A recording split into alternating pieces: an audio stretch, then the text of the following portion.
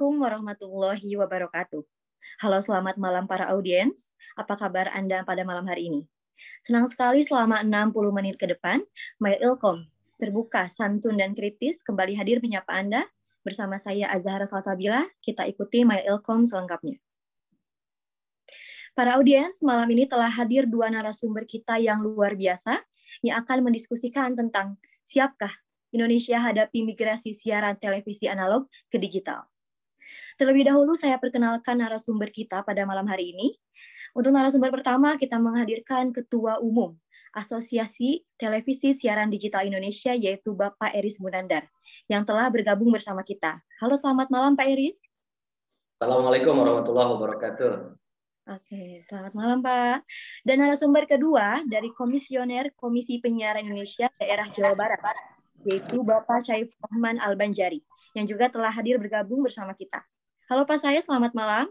Selamat malam, Assalamualaikum warahmatullahi wabarakatuh. Suara saya bisa didengar? Terdengar dengan jelas Pak. Oke, baik audiens, di akhir pemaparan dua narasumber berita kita nanti, akan ada sesi tanya jawab, maka dari itu bagi teman-teman yang ingin bertanya, boleh dipersiapkan dan di-keep terlebih dahulu pertanyaannya, lalu disampaikan nanti ketika sesi tanya jawab telah dibuka. Baik, sebelum kita lanjut ke diskusi kita pada malam hari ini, kita saksikan terlebih dahulu tayangan berikut ini.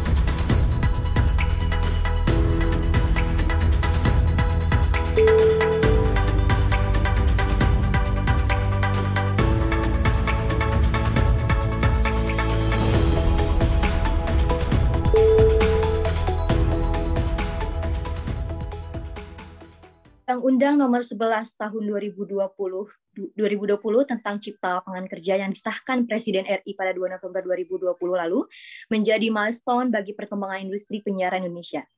Disahkannya Omnibus Law tersebut mempertegas posisi Indonesia menuju penyiaran digital. Dalam ayat 2 pasal 60A disebutkan bahwa migrasi penyiaran televisi terestrial dari teknologi analog ke teknologi digital sebagaimana dimaksud pada ayat 1 dan penghentian siaran analog atau analog switch off diselesaikan paling lambat 2 tahun sejak mulai berlakukan UU Ciptaker. Siaran televisi analog yang telah mengudara selama hampir 60 tahun di Indonesia akan digantikan oleh siaran televisi digital selambat-lambatnya pada November 2022. ASO atau analog switch off adalah suatu peristiwa dihentikannya siaran analog dalam industri penyiaran untuk beralih ke teknologi siaran digital. ASO dapat dilakukan secara simulcast maupun melalui transmisi langsung.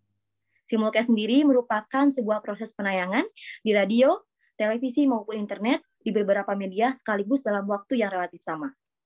Pengguna atau user bisa menikmati tayangan yang disiarkan oleh seseorang penyiar dalam waktu yang relatif sama dengan saat acara tersebut pertama kali tayang. Baik para audiens, kita masuk ke dalam sesi diskusi. Baik, mungkin bisa dijelaskan terlebih dahulu Pak Eris, sebenarnya mulai dari kapan wacana digitalisasi penyiaran di Indonesia ini dilakukan? Baik, terima kasih Azahra. Assalamualaikum warahmatullahi wabarakatuh. Waalaikumsalam warahmatullahi wabarakatuh.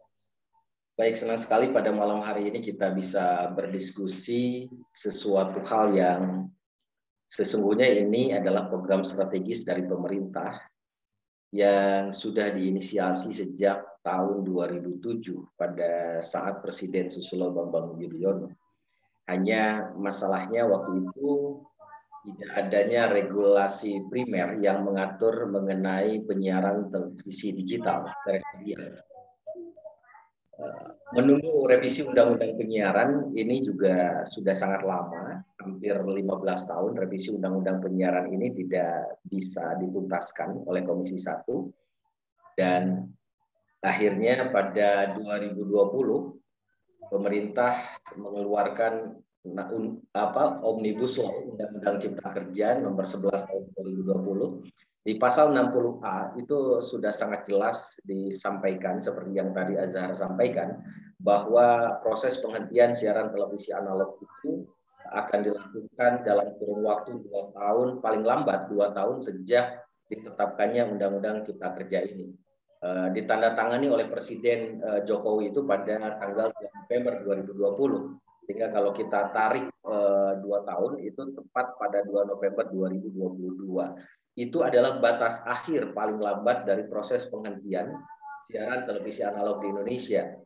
Karena kalau kita melihat peraturan Menteri nomor 11 tahun 2021 pengganti peraturan Menteri nomor 6 tahun 2021, itu ada 3 tahapan penghentian siaran televisi analog di Indonesia. Dimulai dari tanggal 30 April 2022, itu ada 54, kurang lebih 54 kota dan kabupaten di Indonesia. Kalau berbicara Jawa Barat itu ada 12 kota dan kabupaten. Kemudian juga akan dilanjutkan pada tanggal 25 Agustus 2022 itu untuk wilayah ibu kota dan kota-kota besar seperti Bandung Raya, kemudian Jabodetabek, Semarang, Surabaya, Makassar dan lain sebagainya. Dan kemudian terakhir pada tanggal 2 November 2022 itu kalau skupnya wilayah Jawa Barat itu Sukabumi Raya, kemudian Purwakarta, Subang dan Karawang. Jadi langkah-langkah penghentian ini dilakukan dalam kurun waktu 3 tahapan ini agar masyarakat punya kesiapan yang jauh lebih siap. Hari ini pun juga televisi-televisi analog yang stasiun berjaringan, karena Zahra kita tidak mengenal lagi dari dulu TV nasional. Yang ada di undang-undang itu adalah TV berjaringan dan TV lokal. Nah, TV-TV berjaringan ini sudah melakukan simulcast. Simulcast itu 2 siaran. Dia siaran di analog dan juga siaran di digital. Jadi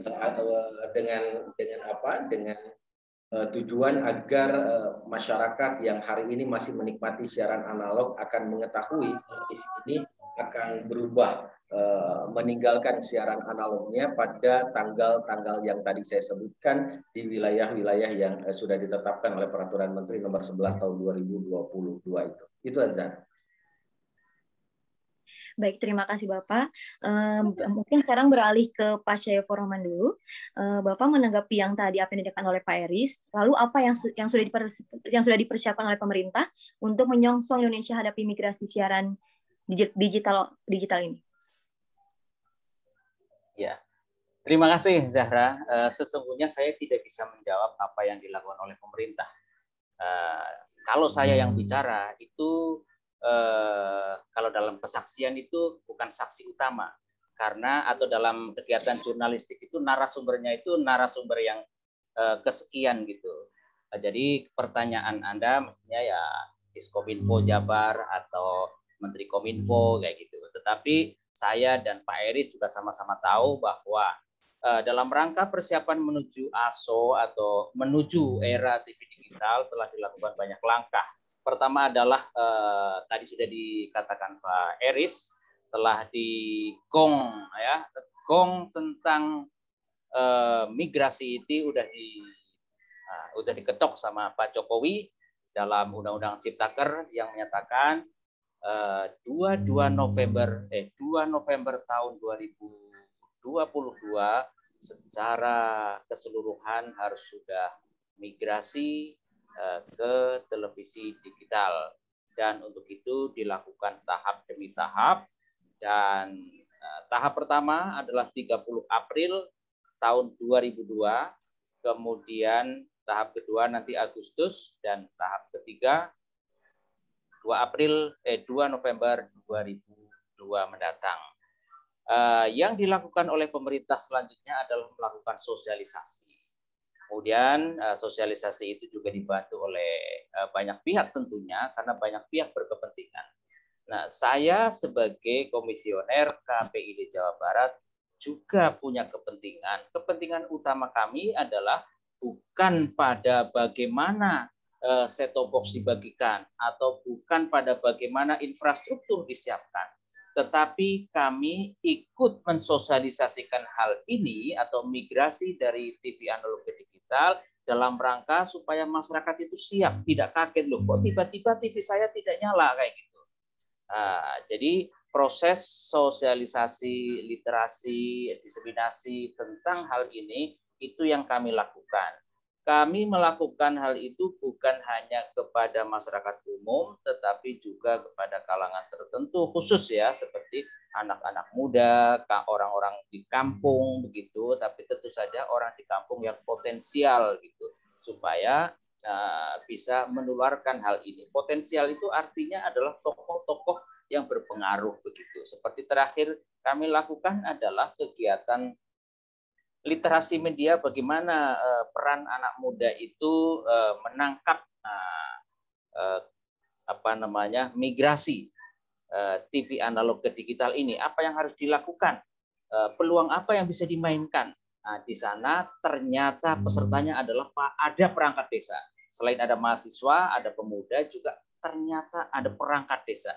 Bahkan perangkat desa itu minta dilatih secara khusus bikin produksi konten, konten tentu saja konten yang kita akan arahkan pada konten-konten yang bisa masuk ke TV digital gitu. Jadi itu adalah informasi terakhir dan kegiatan terakhir sebelum saya berbicara di sini. Tentu saja kemarin ya ada kegiatan KPID seluruh Indonesia, Pak Eris juga datang itu di Bekasi, kegiatan Rakornas, dan baru saya pulang langsung ke Bogor ini, jadi ketemu Anda ini, Zahra. Jadi itu yang dilakukan selama ini dalam rangka apa? Dalam rangka dari KPID itu menjamin supaya masyarakat tidak kaget dan masyarakat juga siap-siap akan bagaimana ini nantinya gitu. Karena salah satu fungsi KPID adalah menjamin informasi itu sampai kepada masyarakat. Jangan sampai ada perkembangan baru tetapi masyarakat tidak tahu sehingga mereka tidak mendapat informasi yang seharusnya mereka dapat. Kalaupun itu sudah dilakukan, ada daerah-daerah yang memang tidak dapat dijangkau oleh sinyal digital. Nah, itu juga menjadi tanggung jawab kami untuk mengkomunikasikan kepada pemerintah atau penyelenggara penyiaran bahwa daerah sini itu masih menjadi area blank spot. Nah, salah satu tugas dari Pak Eris ini saya kira, karena beliau ini adalah ketua ATSDI yang punya kepentingan agar siarannya itu bisa diterima di daerah-daerah tertentu. Dan jangan hanya daerah gemuk saja, tapi daerah miskin juga mestinya harus dilakukan. Memang ada hitungan bisnis, tetapi inilah tanggung jawab penyelenggara penyiaran, dan kami ingin memastikan daerah-daerah yang dikatakan atau yang faktanya adalah blank spot area itu pemerintah daerah juga harus bertanggung jawab, bukan hanya lembaga penyiaran, saya kira begitu, Zahra. Baik, terima kasih Pak atas pemaparannya.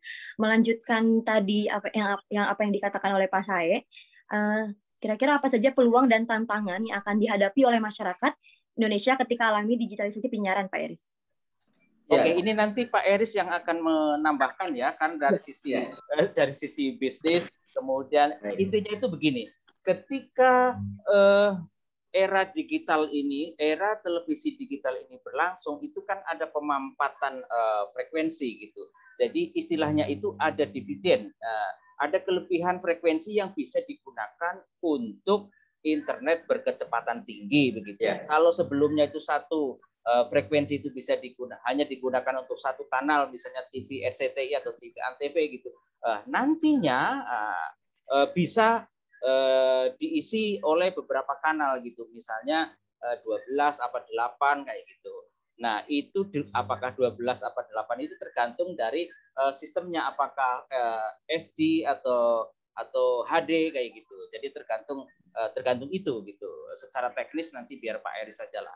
Tetapi karena ini adalah satu keniscayaan, mau tidak mau memang kita harus berhadapan dengan perkembangan ini, dan menurut saya ini adalah peluang yang sangat besar kalau dilihat dari sisi apa ini, misalnya dari sisi pendidikan ya pastinya gitu kan, karena internet berkecepatan tinggi akan muncul begitu, sehingga pendidikan merdeka atau merdeka belajar pastinya akan menjadi lebih bagus gitu. Tapi dari sisi bisnis misalnya atau dari pekerjaan kan Pak Eris juga bolak-balik menyatakan bahwa akan ada ratusan ribu, 181.000 peluang pekerjaan baru atau 200-an sekian ribu jenis pekerjaan baru kayak gitu.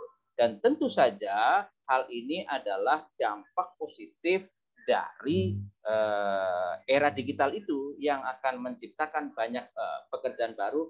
Bahkan dalam ekosistem penyiaran era digital ini juga memiliki peluang yang sangat luar biasa kalau dilihat dari sisi bisnisnya gitu. Ekosistem baru itu akan tercipta, bukan hanya sekadar bagaimana konten isi siaran itu dibangun atau diproduksi, kemudian juga iklan-iklan, kemudian production house dan sebagainya. Karena dengan efisiensinya pemanfaatan frekuensi ini akan banyak muncul TV-TV baru yang lahir gitu. Izin baru mungkin hari ini belum bisa dibuka lagi, masih di hold dulu gitu. Nanti kalau sudah lancar pastinya akan dibuka lagi, dan ini adalah bagian Pak Eris untuk memanfaatkan untuk penyiarannya, karena kayaknya itu di berbagai daerah ini anggota ATSD itu makin gemuk saja ini karena peluangnya ini besar sekali. Nah, untuk ini selain peluang tentu ada tantangan kan. Nah, tantangannya kita ini siap atau tidak kan sesuai dengan tema ini. Tapi kalau saya harus menjelaskan Indonesia siap atau tidak, ya nanti urusannya panjang gitu. Tapi paling tidak dari sisi kita lah ya, mahasiswa atau masyarakat kita itu memang siap atau tidak harus siap gitu. Mengapa harus begitu? Karena supaya kita tidak tergilas gitu. Semua ini kan istilahnya kalau dalam bahasa saya itu kan semua orang bertawaf gitu kan, mutar terus tidak akan berhenti gitu. Nah, kalau kita ini berhenti pasti tergilas gitu. Nah, kalau kita tergilas ya kembali ke orde atau ya era kolonial atau era kesana gitu kan. Padahal kita semua kan maju ke depan. Maju ke depan itu pasti gaya hidupnya juga berbeda, pemikirannya berbeda gitu. Dan anak-anak muda sekarang itu udah cerdas-cerdas, sehingga persoalannya adalah bagaimana mengarahkan atau membuka ruang sebanyak mungkin kepada anak muda supaya perkembangan era digital ini tidak ditafsirkan lain kayak gitu. Jadi harus dimanfaatkan sebaik mungkin untuk hal-hal yang positif. Kerugiannya juga pasti akan banyak sekali karena dengan internet berkecepatan tinggi pastinya media sosial kan wah sudah luar biasa. Kira-kira begitulah. Ya baik Pak Sae. Lalu tanggapannya gimana Pak Eris tentang tadi kan sudah dijelaskan ada tantangan teknis gitu. Lalu adakah peluang dan tantangan lain dari Bapak? Ya Zahra, saya ingin menyampaikan terlebih dahulu supaya tidak salah persepsi bahwa televisi digital itu bukan televisi internet, bukan televisi streaming. Tapi ini televisi terestrial yang bisa diakses oleh masyarakat Indonesia sama persis seperti sekarang menggunakan antena biasa. Kalau televisinya sudah format digital, mereka akan langsung mendapatkan siaran-siaran yang TV digital. Tapi kalau misalkan TV-nya masih analog atau TV tabung, itu mereka harus menggunakan yang namanya set-top box atau decoder gitu kan. Jadi nggak perlu mengganti televisi baru gitu. Tapi harga sekarang televisi digital itu sudah sangat murah. Karena masih banyak masyarakat di Indonesia yang beranggapan bahwa televisi digital itu televisi streaming, televisi internet. Padahal itu salah besar. Gitu. Ini televisi digital terestrial. Gitu. Yang tadi Zahra bilang bahwa sudah 60 tahun masyarakat Indonesia itu menikmati siaran televisi analog. Yang kalau berbicara frekuensi, tadi seperti yang saya sampaikan, itu terlalu boros. Karena satu frekuensi untuk televisi analog itu hanya untuk satu televisi. Sedangkan kalau di era TV digital, satu frekuensi itu bisa untuk 8 sampai dengan 12 channel. Dan itu kualitasnya jauh lebih bersih, lebih jernih, lebih canggih gitu kan. Nah, jadi konteks era TV digital itu yang pertama. Kemudian yang kedua, semangat era TV digital itu kan ada dua, diversity of content dan diversity of ownership. Keberagaman konten akan hadirnya channel-channel baru yang tadi disampaikan oleh Pak Saiful Rahman. Di Bandung saja, masyarakat Kota Bandung saja hari ini sudah bisa menikmati lebih dari 25 channel secara gratis, gitu kan, dengan kualitas tayangan yang jauh lebih baik lagi. Nah, kemudian juga diversity of ownership, keberagaman kepemilikan. Selama ini kita melihat bahwa pemilik TV-TV itu kan hanya orang-orang itu saja. Nah, nanti akan banyak pemilik-pemilik televisi anak-anak bangsa di berbagai daerah gitu. Kalau catatan Kementerian Komunikasi 3 hari ini sistem stasiun berjaringan itu ada 408 televisi. Kemudian untuk single station atau lokal itu ada kurang lebih 200 channel gitu, 200 channel. Itu yang paling penting. Kemudian kalau berbicara mengenai masalah manfaat dari era TV digital, saya selalu menyampaikan dalam berbagai forum, Zahra, bahwa analog switch off itu bukan soal alih teknologi saja. Bukan soal memindahkan TV analog kepada TV digital. Kalau hanya persoalan itu, hari ini pun juga bisa switch on langsung, digital on. Tapi analog switch off itu punya multiplier effect yang luar biasa yang bisa dirasakan oleh masyarakat Indonesia. Salah satunya tadi Pak saya sampaikan, gitu kan. Pandemi COVID-19 ini punya hikmah yang paling besar, yakni terjadinya transformasi digitalisasi di Indonesia begitu sangat cepat. Tapi tidak didukung dengan infrastruktur kecepatan internet di Indonesia. Nah, internet di Indonesia ini kan internet yang paling lemot di kawasan Asia Pasifik. Nah, makanya 700 MHz ini yang selama ini full digunakan oleh televisi analog, nanti akan ada efisiensi frekuensi, gitu kan? Yang nanti efisiensi frekuensi ini kurang lebih ada 112 MHz dan ini akan digunakan oleh pemerintah, salah satunya adalah untuk memperlebar pita lebar internet. Sehingga kecepatan internet kita akan jauh lebih bagus lagi. Kampus-kampus sudah mulai kampus Merdeka, kemudian sudah mulai perkuliahan menggunakan internet dan lain sebagainya. Selama ini lemot, nanti nggak akan lemot lagi, gitu kan. Maka kalau masyarakat tahu bahwa kenapa Asosiasi Televisi Siaran Digital Indonesia kurang lebih 5 tahun berjuang terus untuk mendorong pemerintah untuk melakukan analog switch off, bukan hanya untuk kepentingan kami saja di industri, tapi untuk kepentingan masyarakat yang jauh lebih luas. Masyarakat akan mendapatkan, salah satunya adalah layanan internet jauh lebih cepat. Para UMKM akan lebih go digitalisasi, gitu kan. Teman-teman di kuliah juga tidak akan terganggu sinyal internetnya ketika kuliah secara daring dan lain sebagainya. Itu manfaat yang nanti akan bisa dirasakan. Begitupun kalau kita kutip Boston Consulting Group, konsultan di Amerika yang menganalisa manfaat dari analog switch off ini, tadi Pak saya mengatakan akan ada 180.000 lapangan pekerjaan baru, 200.000 jenis pekerjaan baru. Ini analisa di tahun 2015, Zahra. Sehingga kalau hari ini akan lebih banyak lagi, akan tumbuh ribuan lapangan pekerjaan baru. Kemudian potensi pajak Indonesia akan naik 70 triliun. Kemudian PNBP negara ini akan mendapatkan 443,7 triliun rupiah. Ini potensi-potensi yang sangat luar biasa. Belum multiplier effect dari ketika masyarakat menggunakan internet nanti untuk bisnis, untuk go digitalisasi, untuk scale up dan lain sebagainya. Sehingga wajar kalau misalkan Presiden Jokowi jauh-jauh hari sudah mengatakan berharap Indonesia menjadi negara yang mempunyai potensi ekonomi kreatif digital di tahun 2024 terbaik di kawasan Asia. Nah, jadi hal-hal seperti ini. Dan ini tidak bisa lagi diundur-undur lagi, Zahra.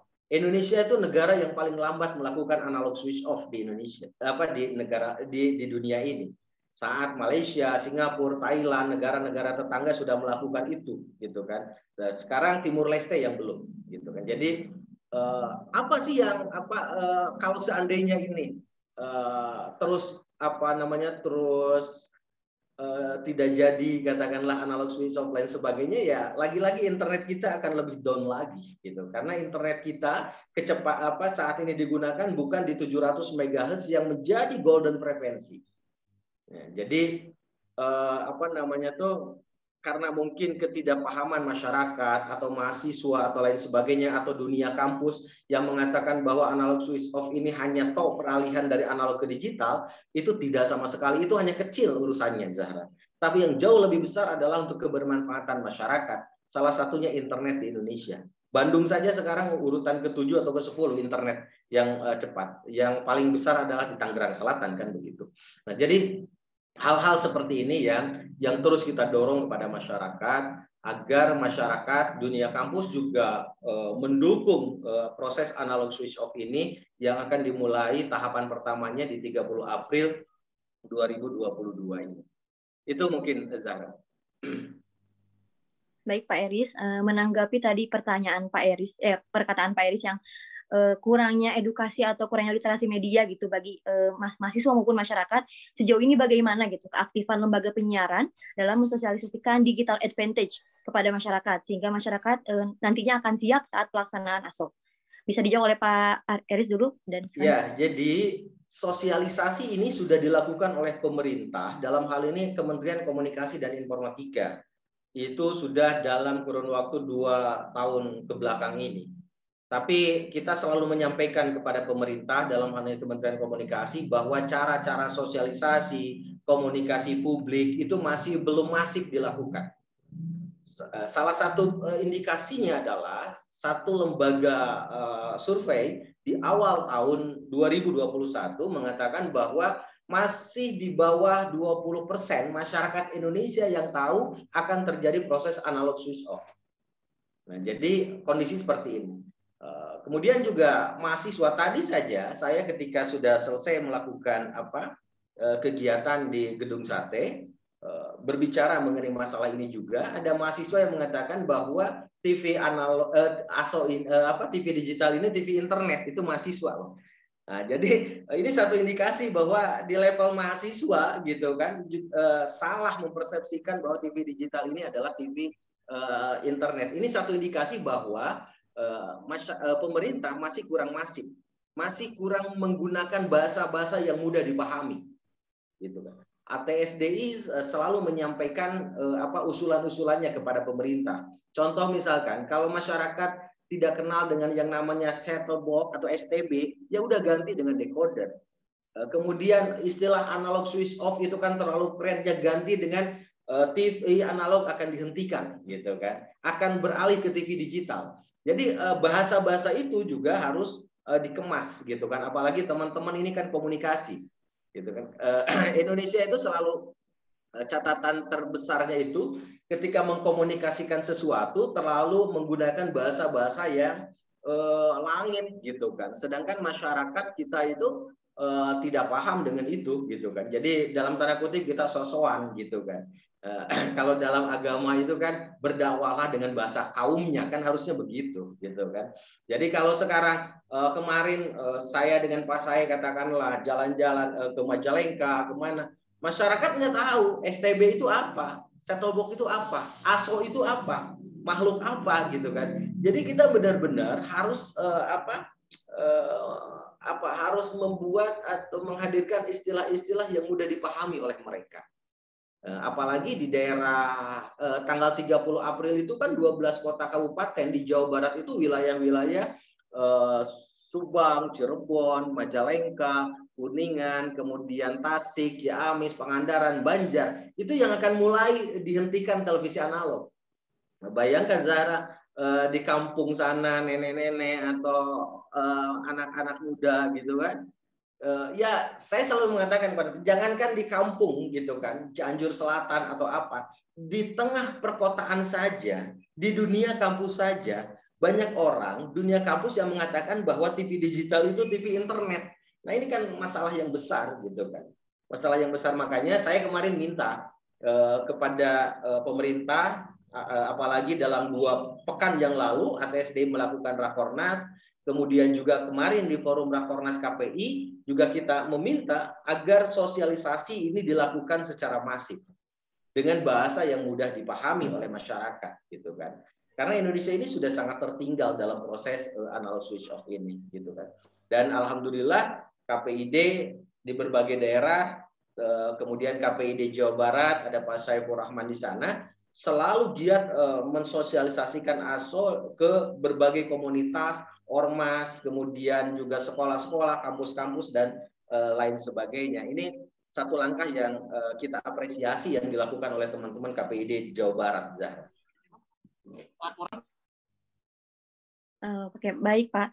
Mungkin dari Pak saya ada tambahan Tentang apa ya? tentang sosialisasi digital advantage kepada masyarakat. Oke, saya ingin mengamini apa yang disampaikan Pak Eris, bahwa memang bahasa langit itu hanya untuk kaum intelektual, saya kira. Padahal kaum intelektual kan hanya jumlahnya sedikit ya. Jadi memang harus bahasa bumi, bahasa rakyat lah begitu ya.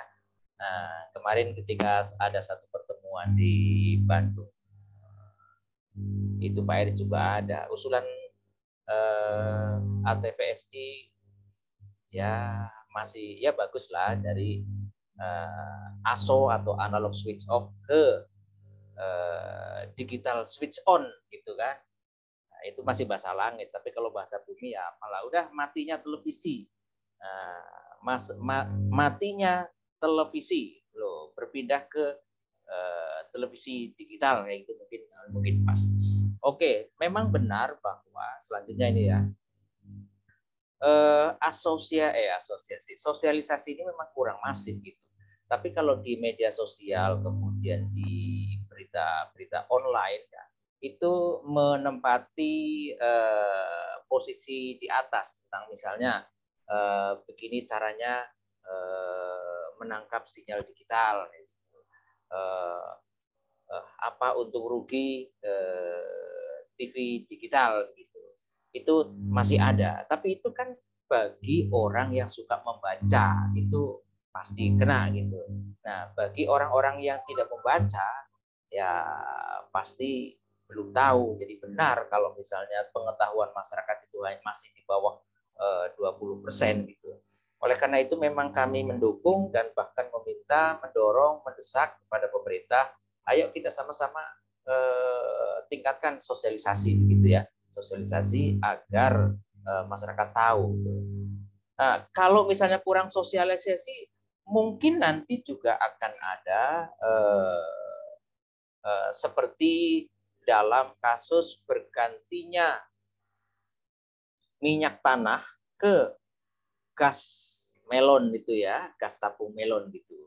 Ketika minyak tanah sudah tidak ada, akhirnya orang tahu loh, mau kembali ke zaman bahala misalnya pakai kayu bakar kan tidak mungkin juga, atau mungkin lah dulu ya ada, tapi sekarang ketika gas melon juga murah begitu ya, akhirnya otomatis orang akan pakai gas melon. Nah, nanti ini ketika masyarakat tiba-tiba kaget loh kok tidak ada sinyal, tidak ada, nggak bisa nonton TV, orang juga akan bertanya-tanya. Bertanya-tanya bagaimana caranya, oh harus pakai decoder, oh harus pakai ini gitu, nggak usah diloakin itu TV-nya, cukup nambahin set-top box atau decoder itu gitu. Nah, ini adalah salah satu pengalaman masyarakat yang mengaca dari kegiatan berpindahnya minyak tanah ke gas. Nah, dalam konteks penyiaran nanti ini saya ingin mengatakan bahwa masyarakat itu sebetulnya bisa dikatakan siap tidak siap ya akan mengikuti itu. Makanya kita pernah usulkan bahwa tanggal 2 November kemarin misalnya itu adalah tanggal di mana peringatan setahun menjelang matinya televisi digital. Cobalah misalnya ya ini bisa saja dimulai dari anti SDI gitu, atau nanti disusul juga ATVSI mengimbau kepada masyarakat luas atau kepada lembaga penyiaran anggotanya untuk mematikan 1 menit saja misalnya, tapi jamnya sama gitu, ada momen tertentu. Orang kan akan bertanya-tanya, loh ini udah 5 menit misalnya, 1 menit kok nggak ada siaran semuanya. Orang akan bertanya-tanya. Nanti muncul, mohon maaf, ini mengingatkan bahwa nanti tanggal sekian, tanggal 30 April misalnya ya, kita akan beralih ke TV digital gitu. Siapkan langkah utamanya misalnya pasang decoder kayak gitu. Nah, memang harus dicari langkah-langkah yang membuat orang kaget. Kira-kira itu menurut saya ya. Nah, kalau orang udah kaget kan bertanya-tanya, lah ini saya kira sosialisasi akan menjadi perbincangan publik. Nah, kalau sudah menjadi perbincangan publik artinya orang akan tahu, setelah tahu mungkin tahu ada sesuatu ya, terus langsung bertanya ada apa ini. Nah, itulah proses pencerdasan, pendidikan dan sosialisasi. Kira-kira begitu, Zara. Oke, baik Pak, terima kasih.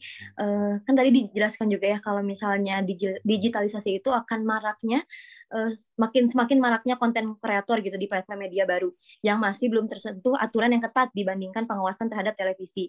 Lalu seperti apa sih Pak, bagaimana bentuk regulasi untuk mewujudkan aspek keadilan tersebut? Mungkin dari saya ya, kalau dari KPI di Jawa Barat itu memang ingin menghendaki ada jaminan bisnis ya yang berkeadilan gitu. Jangan sampai ketika era digital, era televisi digital berjalan, kemudian di samping itu atau sejalan dengan itu internet itu juga kecepatannya tinggi, TV-TV atau media streaming bisa meningkatkan menjadi pesaing baru yang sangat ketat ini. Mungkin iklan-iklan juga akan berpindah dari televisi dari televisi terestrial gitu ke semacam YouTube itu atau TV-TV OTT over the top gitu. Nah, ini juga saya ingin menegaskan jangan sampai salah memahami yang kita bicarakan ini adalah TV digital terestrial, bukan TV OTT atau over the top kayak gitu ya, semacam Netflix atau sebangsanya gitu. Kan juga memanfaatkan internet itu. Di samping itu juga ada TV kabel gitu tentu saja. Nah, yang semacam ini itu harus dijamin keadilan bisnisnya. Kemudian untuk konten kreator juga dijamin perlindungan hak karya kreatifnya gitu. Jangan kayak sekarang misalnya teman-teman saya sebagai jurnalis itu melakukan liputan 1-2 berita tapi ternyata oleh lembaga penyiaran disebar ke jaringannya gitu kan. Wah, sementara bayarannya hanya 1 kayak gitu kan. Bahaya itu tidak menghormati keringat orang. Nah, tentu yang saya katakan terakhir ini kaitannya dengan kegiatan jurnalis atau produk jurnalisme itu saya kira asosiasi jurnalis, kemudian ya kayak ICTI, AJV atau Aliansi Jurnalis Video memang harus kembali memikirkan produk kreatif para anggotanya kayak gitu. Dan ini saya kira juga menjadi masukan nanti saat revisi undang-undang penyiaran yang baru. Nah, salah satu kabar baiknya ingin saya sampaikan bahwa rekomendasi Rakornas KPI yang berakhir tadi siang itu salah satunya adalah kembali membentuk tim KPI dan KPID untuk revisi undang-undang penyiaran. Jadi pertama dilakukan kajian draft yang sudah ada seperti apa, kemudian berkaitan dengan era TV digital itu apa akibatnya dan bagaimana mengantisipasinya. Bagaimana jaminan keberlangsungan hidup TV-TV yang muncul, kemudian produk-produk kreatif yang akan ditayangkan, semuanya harus berkeadilan. Kira-kira begitu, Mbak Zahra. Terima kasih. Mungkin ada tambahan dari Pak Eris tentang hasil revisi PS3 SPS. Ya, kemarin juga saya menyampaikan di forum Rakornas KPI Pusat kaitannya tentang OTT ini, Zahra ya. Bahwa memang sejak 1 tahun terakhir ini kita menganalisa bahwa over the top itu atau konten-konten yang bertebaran di platform media baru, gitu kan, baik YouTube ataupun juga seperti yang tadi disampaikan, itu memang masih open sky policy. Jadi tidak ada aturan yang begitu tegas dibanding dengan pemerintah, Kominfo, dan KPI memberlakukan aturan ini lebih tegas kepada televisi dan radio. Coba televisi dan radio itu diawasi 24 jam.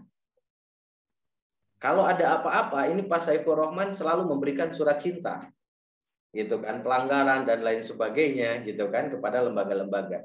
Tapi coba konten-konten di media baru, di platform media baru, siapa yang mengawasi, gitu kan?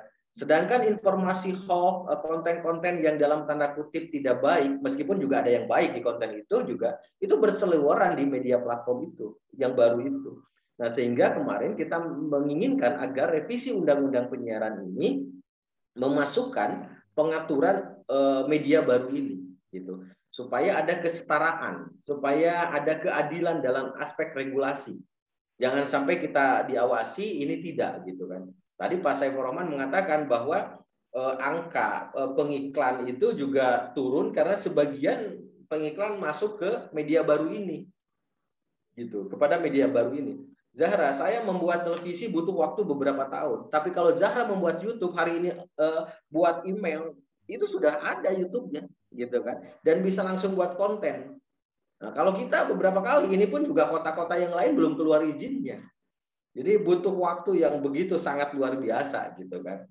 Meskipun ini Zahra, bahwa kalau bicara mengenai kepemirsaan, media-media mainstream seperti televisi masih belum kalah dengan dengan media baru.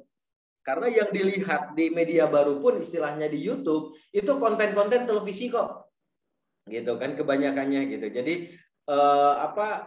pemirsa televisi ini masih di atas 80% di Indonesia dibandingkan dengan media sosial. Memang yang beralih ke media sosial ada kenaikan tapi tidak signifikan, masih tetap televisi yang masih merajai, karena televisi itu kan media mainstream. Kemudian kalau berbicara hoax dan lain sebagainya itu sangat minimalis, gitu kan, karena ada P3SPS, kemudian juga ada undang-undang kode etik jurnalistik kalau berita dan lain sebagainya, kita betul-betul diawasi. Nah, kaitannya kalau tadi Zahra mengatakan P3SPS, kita kemarin meminta kepada KPI Pusat untuk tidak mensahkan terlebih dahulu P3SPS ini, gitu, karena banyak hal yang harus dilakukan. Kemudian kalau tadi saya membaca rekomendasi Rakornas KPI, memang ditunda ya Pak Saiful Rahman ya, ditunda dan kita diskusikan kembali. Mudah-mudahan di Rakornas 2022 ini bisa disahkan seiring dengan revisi undang-undang juga harus selesai dulu, gitu kan. Jadi kita akan terus dorong revisi undang-undang penyiaran ini supaya lebih tuntas. Insya Allah pekan depan saya dijadwalkan bertemu dengan pimpinan Komisi 1 DPR RI. Kita akan jelaskan bahwa begitu sangat urgensinya revisi undang-undang penyiaran yang harus segera tuntas. Memang teman-teman Komisi 1 DPR RI hari ini masih terus menyelesaikan undang-undang perlindungan data pribadi, gitu. Ya, mudah-mudahan semester pertama di tahun 2022 itu revisi undang-undang penyiaran ini sudah selesai, sudah bisa juga memasukkan aturan bagi over the top atau media baru ini. Gitu, Zahra.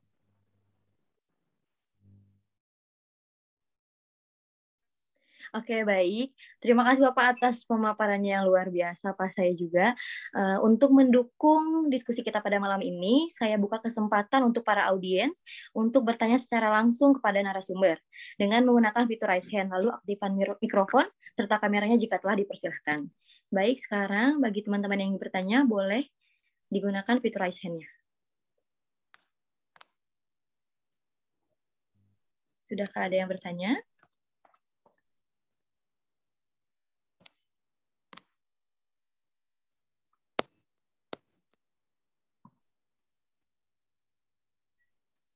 Oh, ada. Dari Lina Karlina. Baik, Lina Karlina, langsung saja dibuka mikrofon dan kameranya. Ya, terima kasih untuk Pak Ajar. Jadi begini mungkin Pak ya, untuk Pak Saiful Rahman sama Pak Eris. Saya ingin bertanya, mungkin dari segi bisnis kan dengan adanya migrasi ini bakalan ada ekosistem yang baru yang akan tercipta, misal seperti munculnya TV-TV baru seperti itu. Tetapi Pak, kalau misal melihat dari TV-TV sekarang juga kan dari masa seperti ini, ya dari masa sekarang, dengan banyaknya tontonan berarti itu bisa mengakibatkan salah satu dampaknya itu pendidikannya berkurang. Jadi kan kalau misalkan lihat dari sekarang tontonan-tontonannya juga kan menurut saya masih banyak yang kurang mendidik seperti itu, Pak. Apakah dari adanya migrasi ini ada suatu jaminankah atau ada suatu apa ya antisipasi yang ketat atau ada pengaturan-pengaturan tertentu untuk menghalau hal-hal yang seperti itu, karena kan salah satu manfaat dari migrasinya ini kan seperti kata Bapak tadi bilang adalah bisa memperbaiki kualitas pendidikan masyarakat Indonesia. Seperti itu mungkin Pak. Terima kasih. Baik, terima kasih Lina atas pertanyaannya. Mungkin bisa langsung ditanggapi oleh Pak Eris atau Pak Sae. Ya, izin Pak saya bahwa ini Lina, saya bicara dari kacamata industri terlebih dahulu. Ketika industri menghadirkan konten-konten yang idealis, konten-konten yang positif, itu tidak banyak ditonton loh. Tapi kalau konten-konten yang seperti yang tadi penuh sensasi dan lain sebagainya, kadang-kadang kita juga larut untuk mengiyakan dan menonton berjam-jam. Katakanlah sinetron yang tak ada ujungnya itu sering ditonton banyak. Bahkan ratingnya juga tinggi, gitu kan. Nah, sedangkan konten-konten yang lain itu tidak. Makanya industri itu kok heran. Satu sisi masyarakat ingin menghadirkan konten-konten yang berkualitas, tapi ketika kita sudah hadirkan, itu jarang ditonton juga, gitu kan. Tapi saya sepakat, Lina, bahwa mulai dari kita lah untuk bisa mendorong para industri ini untuk menghadirkan tontonan sekaligus tuntunan yang penuh esensi, bukan hanya sekedar sensasi. Saya selalu bilang begitu. Nah, makanya 64 televisi yang ada di bawah anggota saya itu selalu saya sampaikan, hadirkan tontonan yang penuh dengan esensi, bukan sensasi. Nah, kemudian yang kedua, libatkan masyarakat. Apa sih sesungguhnya kesukaan masyarakat itu? Apalagi proximity, kedekatan kita dengan masyarakat itu jauh lebih dekat karena kita memang ada di daerah-daerah, gitu kan. Nah, jadi kalau misalkan satu itu, yang kedua adalah ini juga kaitannya dengan lembaga rating yang hanya dikuasai oleh satu lembaga di Indonesia. Gitu. Saya waktu itu saya lupa tahun berapa, ada satu program yang ratingnya bagus, tapi ketika KPI memberikan program tak terpuji, itulah program itu yang diberikannya. Satu sisi ratingnya bagus, tapi ternyata program tidak terpuji, gitu kan. Jadi ini logikanya kan akhirnya kemarin kita sampaikan bahwa kita butuh lembaga rating yang bisa mengimbangi lembaga rating yang ada, gitu kan. Sehingga betul-betul.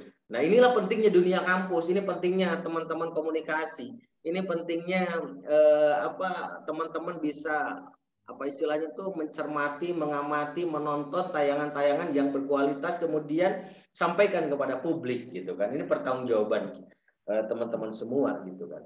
Nah, kalau bicara dampak, pasti setiap perubahan, Lina, ada dampak baik, ada dampak buruk, itu tergantung kepada kitanya, gitu. Tergantung kepada kitanya. Ketika hadirnya channel-channel baru, juga akan hadirnya konten-konten kreator. Saya beberapa kali saya sering menyampaikan kuliah umum di kalangan Fakultas Ilmu Komunikasi di beberapa kampus. Saya bilang, sudahlah, nggak usah masuk ke industri, tapi teman-teman membuat konten kreator, kontenpreneur.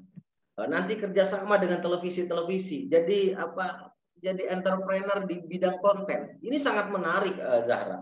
Potensinya sangat besar sekali. Contoh, TV itu siaran 20 jam saja, dia hanya bisa memenuhi in-house production itu kurang lebih 10 jam. 10 jamnya lagi dari mana? Itu akan bekerja sama dengan pihak luar. Dalam hal ini konten-konten kreator. Jadi kalau Ilkom, UIN, bisa membuat produk, bisa membuat program kerjasama dengan televisi itu jauh lebih menarik, Zahra. Gitu kan. Itu satu peluang juga gitu kan. Itu mungkin Pak, saya ada yang bisa tambahkan, silakan Mas. Ya, baik. Saya mendukung apa yang dikatakan Pak Eris. Memang salah satu tantangan kita ke depan adalah bagaimana membuat konten yang bagus gitu. Tidak terbawa arus oleh semata-mata kehendak masyarakat. Itu justru disinilah fungsi atau perannya KPI untuk bisa menjembatani dan mengawasi konten-konten yang sekadar rating. Yang kedua adalah memang harus ada rating pembanding gitu. Selama ini selagi lembaga penyiaran itu hanya mendapatkan informasi dari satu lembaga rating, maka itu akan menjadi berhala baru bagi industri penyiaran. Itu sejak dulu. Itulah sebabnya kita berharap, ayo mari didorong bareng-bareng agar lahir lembaga rating yang lain sebagai pembanding supaya orang tidak cenderung percaya kepada satu riset lembaga rating itu yang selama ini ada gitu. Soalnya kalau tidak ada pembanding, wah ini nanti bisa dijerumuskan juga gitu dengan sampel mungkin ya yang ya sesuai dengan pesanan gitu akan dibuat sedemikian rupa tidak ada kontrol gitu. Mudah-mudahan revisi undang-undang penyiaran maupun proses digitalisasi di penyiaran ini juga sekaligus nanti di set-top box itu sekaligus bisa membaca semacam apa ya jadi lembaga rating sekaligus gitu ada dihubungkan dengan kecenderungan orang menonton apa kayak gitu melalui set-top box itu. Tapi ini proses teknologi saya kira memang perlu kehadiran ahli yang khusus bicara soal ini. Yang ketiga adalah bahwa dalam satu pengalaman ya dulu di Antv itu ada film namanya Antonio Blanco. Itu sesungguhnya adalah tayangan yang sangat bagus karena dinilai dalam satu penilaian penjurian ini adalah mendapat penghargaan, tetapi nyatanya tidak mendapatkan rating itu. Akhirnya iklan-iklan juga tidak dapat gitu. Jadi memang sangat ya memprihatinkan ya tayangan bagus tapi tidak ditonton kayak gitu. Sementara tayangan yang urakan malah banyak tontonannya. Nah, saya kira nanti ketika masyarakat sudah mulai cerdas, pengawasan dari KPI maupun KPID juga semakin ketat untuk bagaimana mengatur sedemikian rupa sehingga orang tidak cenderung memproduksi tayangan-tayangan yang mungkin tidak mendidik ya. Karena sekarang ini tayangan yang tidak mendidik justru ya dalam tanda kutip ya banyak penontonnya. Nah, tidak mendidik maksud saya itu ya lebih banyak hura-huranya gitu daripada edukasinya. Coba nanti ini tayangan Ramadan sebentar lagi dari jam kapan sampai kapan lagi sampai subuh sampai maghrib itu tayangannya hahaha nggak jelas gitu. Tapi ternyata awet yang begitu gitu. Jadi mendatangkan itu. Nah, saya kira inilah jadi kemauan baik dari lembaga penyiaran, produksi konten maupun KPI, KPID ini satu lingkaran yang memang harus duduk bersama bagaimana memperhatikan nasib bangsa ini dari sisi penyiaran. Kalau KPD Jawa Barat kan sudah jelas ya satu kolaborasi yang dibangun selama ini kan memang dalam rangka menyelamatkan mata dan telinga masyarakat Jawa Barat gitu. Meskipun tagline ini memang terus harus dipupuk, diperjuangkan, tetapi ikhtiar ini memang terus dilakukan. Bersama siapa? Ya bersama lembaga penyiaran kayak anggotanya Pak Eris atau mungkin Pak Eris sendiri gitu dan lembaga-lembaga penyiaran lain. Nah, kalau misalnya sering duduk bersama itu saya kira ada kesepahaman dan keinginan bersama untuk bagaimana mewarnai jagat penyiaran penyiaran ini menjadi lebih beradab dan bermartabat. Kira-kira begitu. Oke, terima kasih Pak atas jawabannya. Mungkin satu penanya lagi, saya persilakan kepada satu penanya lagi yang ingin bertanya, boleh langsung digunakan fitur raise hand-nya. Adakah yang ingin bertanya?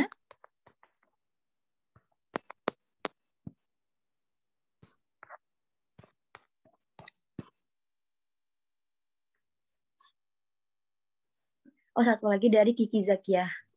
Silakan Kiki langsung diaktifkan mikrofon dan kameranya. Baik, selamat malam semuanya. Mohon maaf sebelumnya karena tidak bisa on cam. Terima kasih Azhara atas waktunya. Izin bertanya, bagaimana menentukan arah formulasi kebijakan komunikasi yang tepat untuk mempersiapkan migrasi siaran TV analog di tengah masyarakat? Sekian, terima kasih. Kira-kira siapa ini yang mau menjawab? Silahkan Pak Iris atau mungkin Pak saya yang akan menanggapi pertanyaan dari Kiki. Ya, ini pertanyaan dari Kiki. Saya doakan dulu Kiki sehat ya. Kemudian soal formulasi penyiaran atau komunikasi. Nah, jadi saya kira begini, ini formulasi penyiaran, menyusun format penyiaran ke depan, landscape-nya seperti apa, cetak birunya seperti apa. Saya kira ini memang harus ditentukan dalam satu regulasi, sehingga regulasi itulah yang akan mengarahkan lembaga penyiaran kemana arahnya. Gitu. Termasuk misalnya apakah di Jawa Barat ini ada perda tentang penyiaran atau tidak. Nah, kalau ada perda penyiaran, saya kira akan memperkuat posisi KPID. Gitu. Selama ini kan belum ada, gitu ya. Nah, termasuk di dalamnya misalnya bagaimana menjamin industri penyiaran di Jawa Barat ini bisa sustain gitu atau keberlanjutannya itu bisa dijamin. Kemudian hak-hak iklan itu bisa terdistribusi dengan baik begitu. Nah, jaminan konten lokal yang sekarang ini 10%, bagaimana supaya tidak rerun terus begitu kan? Nah, selama ini kan lembaga penyiaran SDJ terutama untuk menjalankan ketentuan 10% konten lokal saja itu repotnya bukan main. Ada yang alasan sampai kosong begitu, kemudian jamnya dipakai untuk siaran bola dengan alasan ini ada pendapatannya. Nah, sementara konten lokal rerun sampai berkali-kali. Nah, kemungkinan nanti ya akan dibatasi itu rerun peristiwa berinformasi udah basi ditayangin terus, mungkin akan dibatasi. Apakah mungkin cuma 3 kali misalnya begitu ya. Nah, jadi kuncinya adalah di regulasi ya. Mudah-mudahan dengan regulasi yang akan kita dorong terus di Undang-Undang Penyiaran dan P3SPS, saya kira formulasi konten maupun arah penyiaran ke depan ini bisa menjadi pegangan dan bisa dijadikan panutan. Kira-kira begitu kalau menurut saya. Mungkin dari Pak Iris ada tambahan? Ya, kalau tadi formulasi strategi komunikasi jelang ASO ya, Kiki. Saya pikir harus ada komunikasi publik yang betul-betul bisa dipahami oleh masyarakat. Selama ini komunikasi publik kita itu harus penuh dengan apa istilahnya tuh? Ya catatan penting lah gitu kan. Contoh lah ketika COVID itu kan para zubir itu kadang-kadang beda pendapat gitu kan. Sehingga masyarakat jadi dibingungkan. Nah, jadi kaitannya dengan analog switch off ini sosialisasi memang harus ada komunikasi yang baik gitu kan. Harusnya ini teman-teman dari ilmu komunikasi, Bapak Ibu dosen, kemudian mahasiswa harus memberikan masukan kepada pemerintah nih cara komunikasi yang benar itu seperti ini gitu kan, agar pesan yang diinginkan oleh pemerintah itu sampai dengan tepat gitu kan kepada masyarakat gitu kan, seperti itu. Bukan hanya menggunakan influencer atau lain sebagainya, meskipun kita coba menggunakan itu gitu kan. Beberapa artis sudah kita endorse untuk mensosialisasikan analog switch off ini dengan baik. Terakhir kemarin Agnes Monica juga sudah kita buatkan iklannya bersama tim Satgas dari sosialisasi TV digital ini. Mudah-mudahan itu efektif gitu kan. Tapi ya saya pikir pasti ada cara-cara lain, strategi-strategi lain dari dunia kampus nih yang yang dinantikan. Minimal UIN bisa ngobrol ke KPID Jawa Barat gitu kan. Pak, ini ada strategi komunikasi yang baik gitu kan. Apakah yang selama ini dilakukan oleh KPID Jawa Barat dalam sosialisasi ASO itu sudah efektif atau belum? Itu saya pikir KPID Jawa Barat akan terbuka kok gitu kan, menerima usulan-usulan itu. Itu Zahra. Baik, karena waktu yang tidak memungkinkan untuk ada yang bertanya lagi, mungkin sebelum menutup acara kita pada malam hari ini, mungkin ada yang ingin disampaikan dari Pak Eris maupun Pak Syahya sebagai closing statement. Oke, kalau dari saya bahwa perubahan itu pasti terjadi. Dan situasi dimanapun, perubahan itu akan menimbulkan dampak baik yang positif maupun negatif. Oleh karena itu kuncinya adalah sikap kita menghadapi perubahan itu. Karena sesungguhnya penentuan sikap pribadi itulah yang akan menjadikan jalan kita lurus atau belok-belok. Dan inilah saya kira kunci menghadapi tantangan era TV digital mendatang. Kira-kira begitu.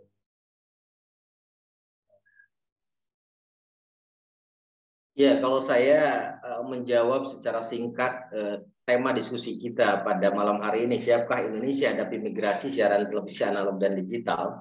Itu siap. Masyarakat Indonesia itu kalau dalam teori determinasi teknologi itu sangat adaptif sekali terhadap perkembangan teknologi, Zahra. Perkembangan misalkan saya selalu menyampaikan, waktu itu ada handphone 2G, 3G, 4G. Tanpa sosialisasi dari pemerintah, itu pada diganti tuh gadgetnya. Gitu kan.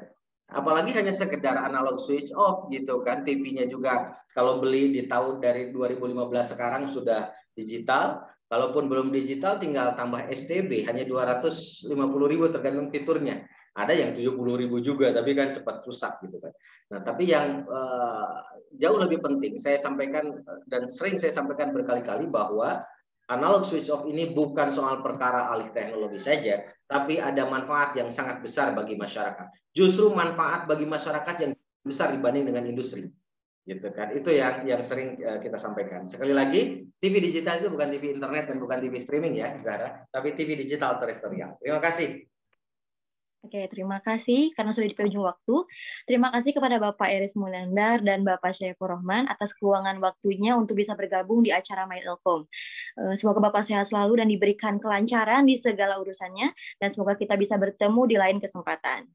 Izinkan saya menyimpulkan topik webinar kita pada malam hari ini.